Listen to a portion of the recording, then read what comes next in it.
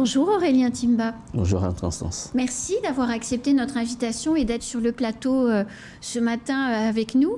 Je voulais qu'on parle de la Coupe du Monde, mais aussi du foot local. On a quand même, la France réussi notre entrée dans cette Coupe du Monde. Tout à fait, merci pour votre invitation et c'est toujours avec plaisir. Alors c'est vrai que, surtout que l'équipe de France, nous sommes le champion en titre. Oui. Ça veut dire qu'on est attendu et tous les yeux sont braqués sur nos bleus. Donc c'est plutôt une très belle chose d'être déjà sorti des phases de poule pour maintenant entrer dans une autre phase de la compétition. Donc mercredi, on a le 3e match de poule. On affronte la Tunisie. On va gagner? J'ai envie de vous dire oui, parce que ce sont des matchs aussi où, puisqu'ils sont importants, parce qu'en fonction de quand on termine premier ou deuxième, l'adversaire est différent au prochain tour. Donc là aussi, la plupart du temps, ce que les entraîneurs font, c'est que sur ce 3e match, ils font reposer un peu quelques cadres pour permettre aussi à d'autres joueurs qui sont tout aussi bons, sinon ils ne seraient pas là-bas, de jouer aussi. Et généralement, ils ont aussi des choses à montrer parce qu'il y a des places à prendre. Donc on espère pour eux aussi qu'ils vont faire un bon match pour avoir un résultat positif comme pour les 2 premiers matchs. Alors quelles sont les équipes qui pourraient nous causer des problèmes dans la suite de la compétition, Aurélien Timba? Il y a de belles équipes à la Coupe du Monde. C'est pour ça aussi que c'est une Coupe du Monde, parce que chacun, on prend les différents champions ou les meilleures équipes de chaque continent pour qu'elles s'affrontent à la Coupe du Monde. Mais comme le ballon est rond, les résultats aussi et les matchs ne sont jamais joués d'avance. Donc la prudence m'emmène à ne pas trop me prononcer sur les équipes probables qui pourraient nous mettre en difficulté. Mais je pense que le sélectionneur, notamment Didier Deschamps, comme tous les autres, prennent chaque adversaire hyper au sérieux parce qu'aujourd'hui, les moyens de préparation sont colossaux. Les études des adversaires et tout ce qu'il y a autour, c'est un vrai métier. Donc, je pense que j'ai envie de dire que tous les adversaires sont susceptibles de nous poser problème. Maintenant, si on les prend avec beaucoup de sérieux et de professionnalisme, théoriquement, ça ne devrait pas poser beaucoup de problèmes. Vous pensez qu'on pourrait aller jusqu'en finale? En étant un peu chauvin, oui, parce que ce serait quand même le comble que moi je vous dise le contraire. Donc j'ai envie de dire que même si, humblement, on sait que c'est très difficile, une équipe qui a été championne du monde, qui refait l'exploit l'année d'après, du moins 4 ans après, ouais, dans l'édition d'après, c'est très compliqué. Mais on a envie d'y croire et c'est pour ça aussi qu'on fait du sport, c'est pour ça qu'on fait du foot, parce que ces résultats-là aussi procurent beaucoup de joie au peuple. Alors justement, beaucoup de joie au peuple. Effectivement, le football, c'est le sport préféré des Français.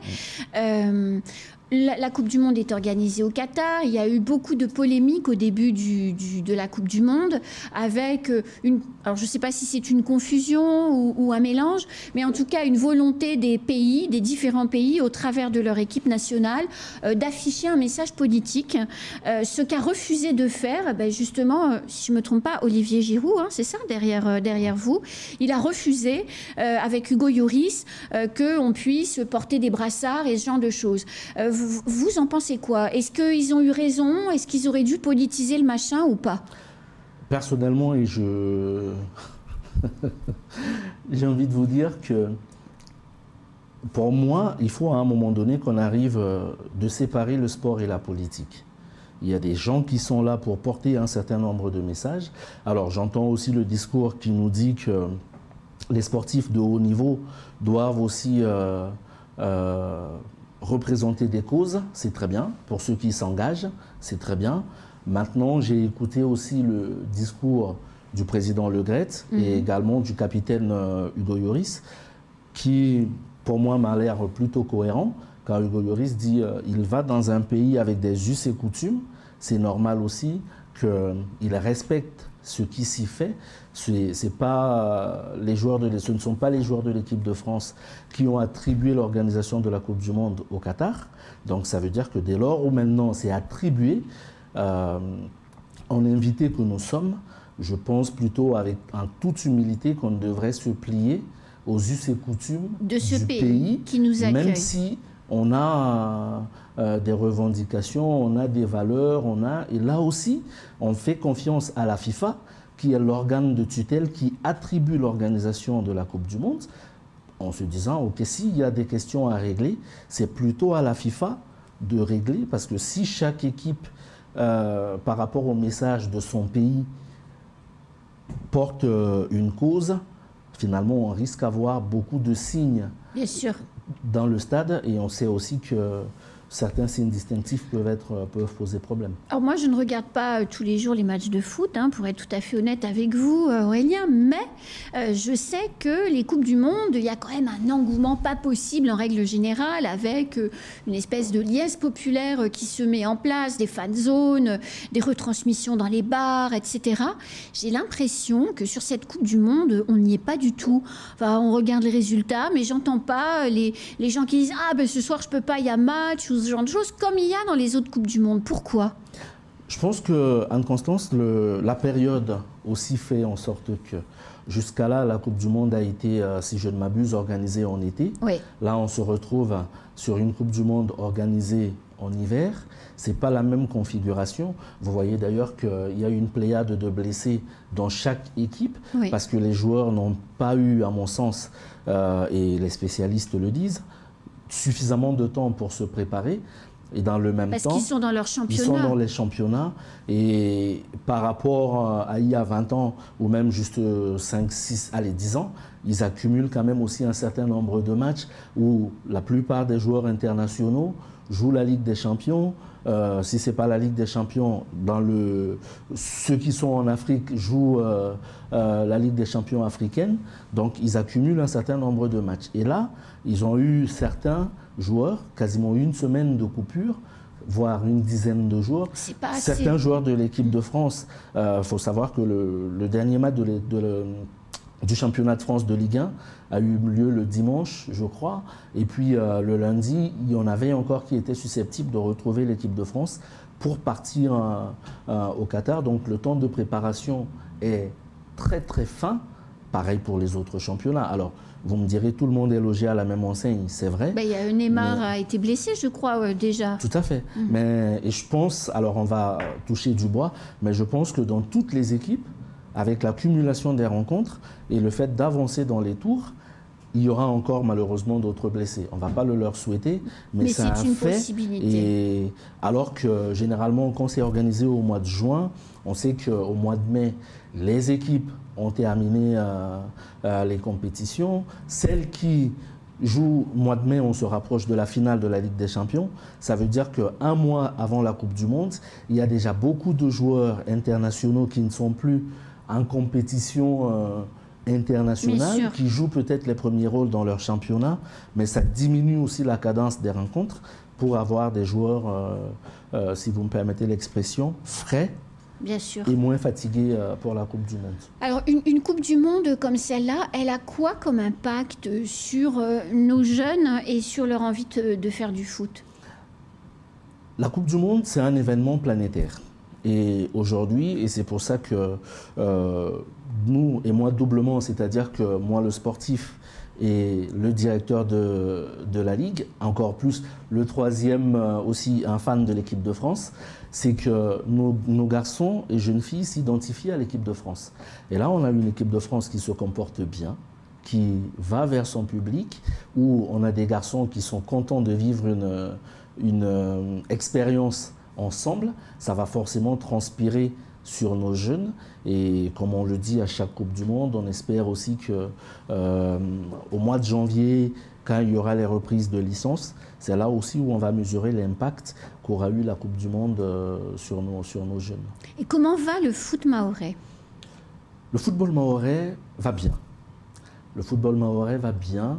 On traverse aussi là une période un petit peu difficile avec les violences qui le match Combani, enfin les Diables Noirs Ouangani, ça a été compliqué, oui. Donc, et forcément, cette violence-là, malheureusement, elle est déportée aussi sur le terrain, donc c'est pas toujours simple. Nous sommes en fin de saison et on espère la terminer, la conclure à temps pour justement pouvoir bien commencer la saison 2023.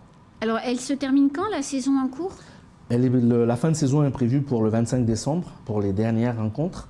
Et là, justement, ce phénomène de violence où on est obligé de reporter certaines rencontres peut nous conduire à décaler un peu ce qu'on ne souhaite pas. Donc on essaye de trouver les alternatives là où c'est un peu compliqué et qu'on délocalise la rencontre pour qu'elle ait lieu. Parce qu'il faut savoir qu'on a commencé la saison quasiment au mois de juin et que c'était trop serré.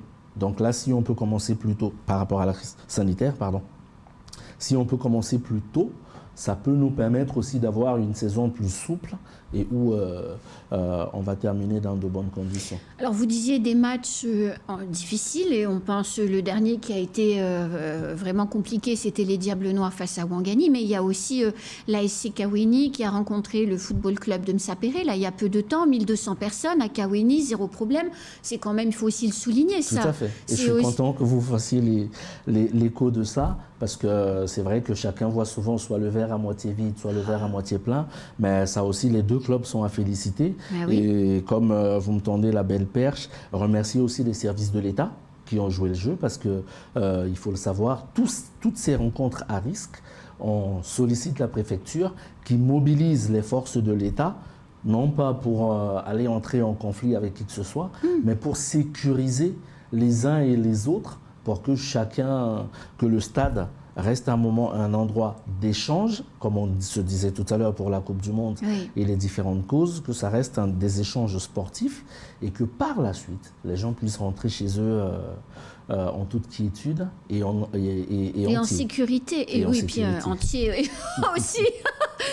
Le foot féminin, parce qu'on voit en métropole, il y a de plus en plus dans les clubs d'équipes féminines qui se mettent en place. Et à Mayotte? À Mayotte aussi, le foot féminin va bien. Et d'ailleurs, on a un nombre de licenciés considérable. Le meilleur d'ailleurs dans l'outre-mer, licenciés ES. Donc, comme pour dire que nos actions aussi sont en place. Donc, les cadres techniques travaillent là-dessus pour ce développement avec la commission féminine, le comité de direction qui veille également, ce sont les différentes instances qui travaillent à promouvoir ce football féminin. Aujourd'hui, l'accès à la pratique est de plus en plus ouvert. Et les filles viennent. Est-ce que la reconstruction des stades avec des vestiaires, notamment pour les filles, ça permet aussi de faciliter la pratique du sport par ces jeunes filles? J'allais y venir. Naturellement, le fait de... les conditions de pratique vont également nous permettre de gagner des licenciés supplémentaires, que ce soit chez les filles et même chez les garçons. Parce qu'il y a eu un temps, mais c'est encore le cas sur beaucoup de stades, où les filles ne peuvent pas se changer parce qu'il n'y a pas de vestiaire. Certaines arrivent changer de la maison. Je pense aussi que ça peut être un frein pour des parents qui se disent, bon, c'est quand même un peu compliqué, mais j'ai foi, et puis à l'aube, je titille un peu à l'aube des Jeux des Îles 2027, qu'on souhaite organiser. Donc peut-être qu'on va travailler à la construction de ces équipements. Quand on est une fille et qu'on fait du foot dans son club, on a quoi comme compétition à Mayotte? Alors il y a le championnat, sachant que c'est par catégorie, déjà. Il y a les championnats U13, U16 féminin, senior. Ça fait quand même, ça nous permet une proposition de compétition assez large. Donc, il y a la Coupe de Mayotte également. Et là, on travaille aussi, mais ça c'est plus au niveau fédéral, sur la mise en place de la Coupe de France féminine. Ce qui n'est pas encore le cas parce que il faut savoir qu'à un moment donné, notre vainqueur devra partir soit à La Réunion, soit en métropole. Tout ça, c'est une organisation, mais c'est au niveau fédéral que ça doit s'articuler pour que... on peut organiser, nous, la compétition localement, mais il vaut mieux l'organiser avec la possibilité au bout, si on dit Coupe de France, qu'on fasse l'étape régionale et après que notre vainqueur, comme chez les garçons, puisse partir après au niveau national. Comme l'a fait l'équipe masculine qui est allée à Annecy. Exactement. Vous voyez, je suis Vous êtes très bien informé. Je suis nulle en foot, mais je suis l'actu. Vous êtes très bien informé. Merci beaucoup, Aurélien Timba, d'être venu. J'espère que vous reviendrez bientôt pour justement faire un bilan de cette saison et dresser les perspectives de celles qui s'ouvrent. Parce que quand les jeunes sont sur un terrain de foot à s'épuiser à courir après un ballon, ils ne caillassent pas les voitures. C'est exactement ça. Et c'est avec plaisir que je reviendrai. Et puis on souhaite une belle compétition à nos Bleus, qu'on soutient de toutes nos forces. Et on espère non seulement qu'ils vont aller au bout, mais surtout qu'ils vont prendre beaucoup de plaisir. Et puis gagner peut-être. Voilà, c'est la fin de ce second temps de parole. Et tout de suite à la suite de nos programmes.